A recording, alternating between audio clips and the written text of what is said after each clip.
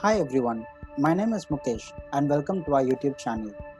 In this video, I am going to show you a small application which will fetch all the reviews of any particular product on the Amazon website.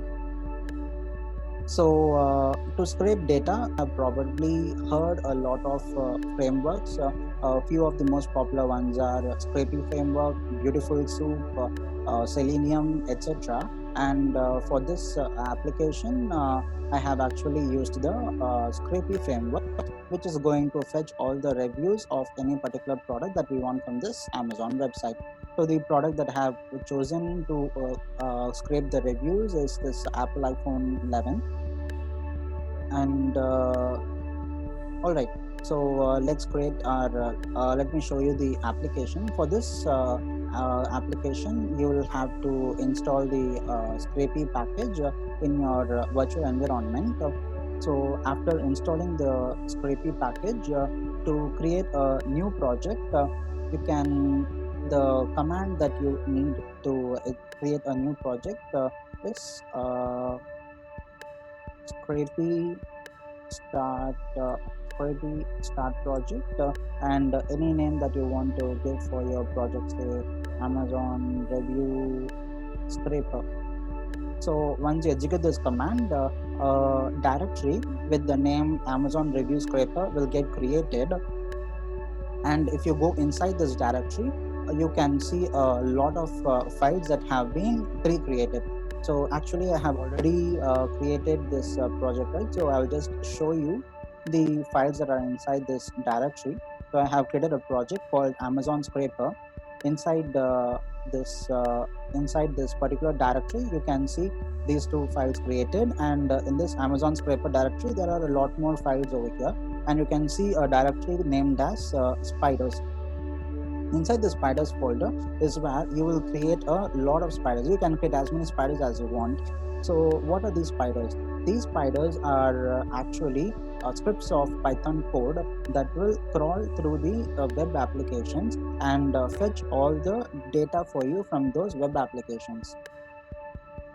All right, so to create a new spider, the command for that is just scrapy gen spider and scrapy gen spider, and you have to give the name for your spider, say test spider. Okay, I already have a test spider, so I'll just give it as test spider Amazon. And you will also have to mention the domain of the web application that you are going to scrape. It may be any page that you want, but you just have to mention the domain of that web application. So the domain is www.amazon.in. Now if I press enter, it has created a spider for me. Now the editor I'm using here is Atom IDE. So if you see in this directory, in this spiders directory, we have created a new spider called we have created a new spider with the name test spider Amazon, right? So you can see this Python file created with pre-written code over here. It has already imported Scrapy and created a class for us with basic allowed domains. We have mentioned the domain over here, and that particular domain has been assigned to this allowed domain variable. And you can also see a start URLs variable. So basically what this means is the URL that you have mentioned over here is basically the starting point from where your spider starts scraping all the data for you. And there is also a default basic function that is being created called the parse function. So inside this parse function is where you will be writing all your logic based on which the spider will scrape all the data for you from the web application. So let me show you the spider that I have already created. Now if you see the import scrapy package over here, so that has been pre-edited, and the data that I am scraping from the web application, I will be storing it as a CSV file. So I am importing this CSV package. Apart from that, I will be importing these three packages also: crawl spider, request, and selector. And now there is all this class and name and allowed domains are all pre-created. Now over here, instead of start URLs, I'm using a start request function. So whenever you run your spider or execute a spider, this particular function is the first thing that is going to run. So once it comes inside this particular function, over here I have written code which will get the product URL from the user, the URL of the product that the user wants to scrape review data. That particular URL it will get from the user, and it will append, and it will just store in this URL variable. Now using this yield function, I will be sending that particular URL as a response to the parse function. So I have defined a parse function over here that it is already created, right? So that in that same part or that same parse function, the thing is I will have to mention which parse function has to be called over here. So mind that I mentioned which parse function. That means you can mention any parse function. You can create multiple functions also. You can create another function named as parse underscore Amazon, or parse underscore all reviews, or parse underscore anything. All you have to do is you have to mention that particular method over here in this. You will have to assign that particular method to the callback. So suppose I have another function named as parse underscore page. Now I have to mention. Now I have to call that particular parse function. Means I have to mention that function and then assign it to this callback variable. So like that we can have n number of parse functions. So based on our requirements, the spider can get more complicated. We can also call one spider from another spider also, and there are a lot of features that are available, but we are just creating a simple application. So here it is. Now once this particular URL is sent as request to the parse function, the URL is stored in the response variable. Now if you look at that particular web application, if you look at the particular web page, you can see the product. Now I want to scrape all the reviews of this particular product. So let me go to the reviews part in this web page. So these are all the reviews, but there are only the first 10 reviews. Suppose I want all the reviews. So let me go into the see all reviews page. Now in this web page you can see all the reviews along with the paginations also, with the previous page and next page and all.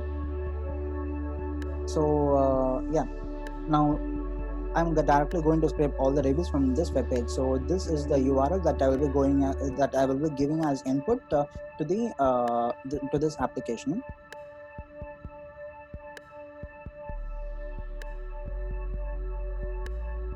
So over here I am using something called as HPath. What is HPath? HPath means XML path. So XML path is a query which helps the code, or which helps us to traverse through the XML code. So if you see, there is some query I have written over here. What is this query? Now if you look at this particular web page, this is a web page, right? So I can view the source code for this on my Chrome browser. If I'm using a Windows laptop, so I can press Ctrl U and open this source code page, or you can also right click and then go to view page source. This will also open this particular page for you. Let me close all this. Okay, so this is the source code. So it's all HTML code written over here. Now whenever you are scraping any web application, this is the code that you are going to analyze and then write your spiders based on code your spiders based on this. So now if you see this web page, I see that there is something called as next page over here. So I have to crawl through all the pages, and I mean in this particular web page there are just 10 reviews, but there are more than 10 reviews for this product. So I have to select this particular, go into this page and then scrape the review data from that also, and that also might have another next page pagination, so I have to go into that URL and scrape all the reviews from there also. So what I do is I suppose so the response has the particular URL. Now I write a query which says // a. / means from the start of this particular code, it will traverse through the entire. It will traverse through. It will traverse through the entire code until it reaches the anchor tag, which contains a text called as next page. So the anchor tag which contains a text called as next page, and the and I have given /@href. So in this anchor tag, I fetch the href data of this anchor tag. Whatever href data is over here, I get that href data and store it to this next variable. I have just kept it over here. Now now for this next iteration, I can send this now. Suppose if there is next suppose there is next href tag means, then the particular URL will be sent as then this entire thing happens again in the next page also. So now I am opening a new CSV file with this with open of I have created a new CSV file, all underscore reviews.csv. The type with the type as append and encoding UTF-8 as a file. So inside over here, I am initiating this writer function for this CSV. And now if you see over here for T in response path, for now just ignore this for T in. So in this response.hpath, like I mentioned before, in this hpath query, I want all the review data. So the query that I have written over here is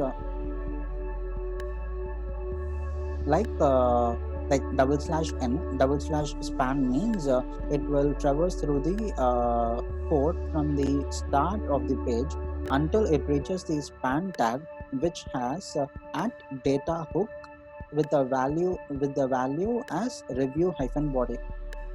So let me show you this particular thing in the source code itself. Review hyphen body. Control F. Yeah, I have already searched for it over here. So if I press enter, you can see there are 10 occurrences of this particular review data hook equal review hyphen body. So like I have already analyzed this particular page. So what I found is the reviews that I want are all inside this particular span tag, but I can't just use span tag alone, because it will fetch every span tag data that is in this particular web page. So I go one step above and see another tag in the same span tag over here with a variable data hook and a string assigned to review body. So with this, I am selecting. So with this identifier, I am selecting this particular span tag and extracting all the data from this span tag. So that's the query over here. I just write and inside that /span tag, and from that I'm extracting all the data. Now all the data that is within this hpath is I mean there can be more than one, right? So I am like I'm like assigning each extracted data into this t variable, and now the data is assigned to t. It goes inside this for loop. Now if you see, there is some like what's inside t. This is just for my reference, and I can also show you during the output how the flow is in the for loop. Now over here, if you see span underscore text select underscore text equal hpath, I have again used an hpath over here. Why is that so?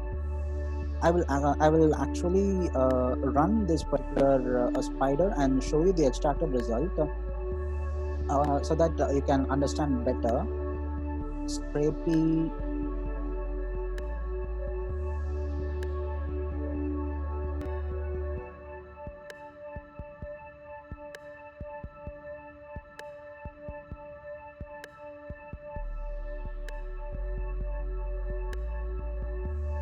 now it is, if you see, it is asking for the enter link of the product URL. So over here I am going to give this particular URL as input. I press enter. If you see, it has scraped all these reviews for me. Now if you see over here what's inside T, it has the text which is including the span tag. Now I don't want this span tag, I just want whatever text data is within this span tag.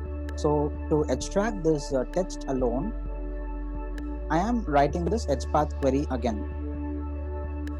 So if you see hpath /* text function, and I am extracting the text data from this particular text. I mean, like from this particular span tag. Now, if you see print span text, if you see over here span text. Now this is a list of all the text data that is inside the span tag. Now this is stored as it will get stored as a list, but if you see, there are multiple elements in this list. See, like it is split with a comma. Why did it split with multiple elements? I mean, there is only one text, right? If you see, there are break tags in between. So this break tag has actually it identified it as a separate node, and so it has split it into two elements. But actually, they are both the same elements, right? I mean, they both belong to the same review, right? If you see in the before over here, you can see there are no separate elements. It is all just one single text. So for that, for those situations, what I have done is I have just used the join function. So whenever this comma space, wherever this comma, I mean, like I have used this separator. I have just assigned comma space into the separator variable, and I have given a separator with a join of span underscore text. So this will join all the elements within this list into one single text. Now, if you see this concat text, you can see this entire all the elements concatenated into one single string. Now I append this entire review into this empty review list that I have created over here, and then I am writing that review into the CSV file. Now this part of the code I will actually comment it. I will uncomment this for you. If you see over here, I have given a conditional statement if next. Suppose if there is any next data, that is, suppose there is any next pagination, then it will get satisfied, becomes true. And over here I am assigning that to the href variable, that at href variable to this next variable, and using this yield function I am assigning the URL to this URL actually. So if you see this next variable, I'm using the hpath query, I'm extracting the at href data, right? The href data is actually let me show how the href data is.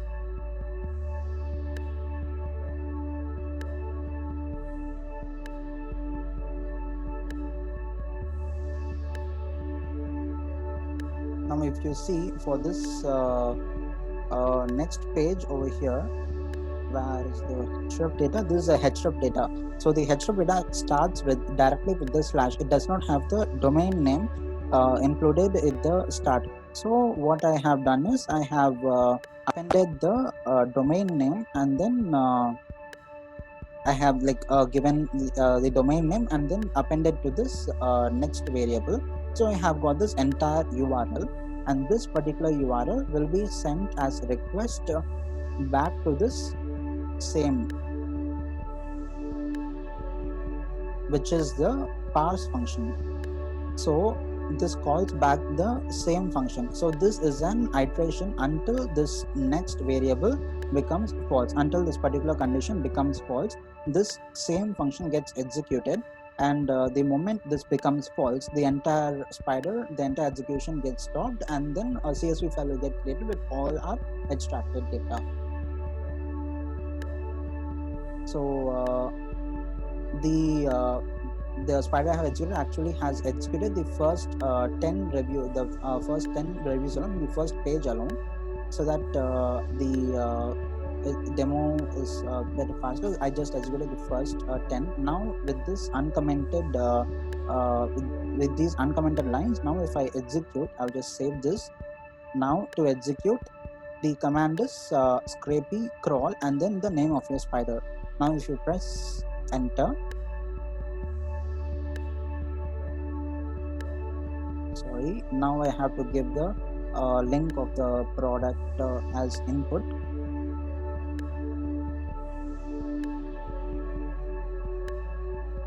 Now you see, like, it is scraping all the reviews from that Amazon web page, and all these reviews will actually get stored into our CSV file. Now it is continue running. You can write your own logic so that it has to stop, and after it has got 100 reviews or 1,000 reviews or how many ever you want based on a requirement. Or you can just give a keyboard interrupt by pressing the Control C keys. I think I'm going to press the Control C now, and this has stopped. Now if you go and see, there is a CSV file created somewhere.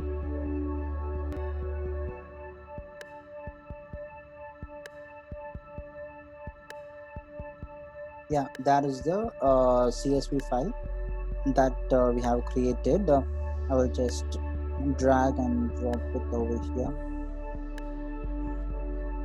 and see, you have all this data that has been scraped from the web page, and the CSV file has been created with all our review data.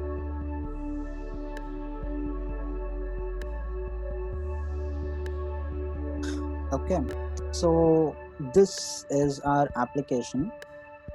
I have uploaded this code into my Git repository, which the links for which I will share in the description. Now in that code, actually, I think I have two parse functions which has been defined over there. The one parse function which finds the see all reviews link in your product page, and the see all reviews link will be passed to this parse function, and then this execution happens. Sometimes you might get this 503 service unavailable error, which is happens sometimes. Now why that might happen is, if you look at your directory, there is something called as a settings.py file. If you see in your settings.py file, you can see this particular line which says robots text obey, which by default will be true. As soon as you create your project, if you go into a settings.py file and see over here, this will be set as true.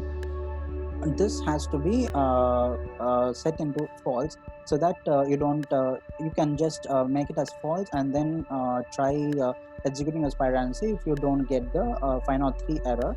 Or if you are still getting the 503 error, sometimes it happens because the web application that you are scraping through might have identified your IP address, and if that happens, there's nothing much you can do, and rather than waiting for 72 hours until you can start over again and try running a spider so that you can scrape your data. Or you can just try different starting web pages from which you can scrape the data. Right, so I think we have covered almost everything in this Scrapy web application.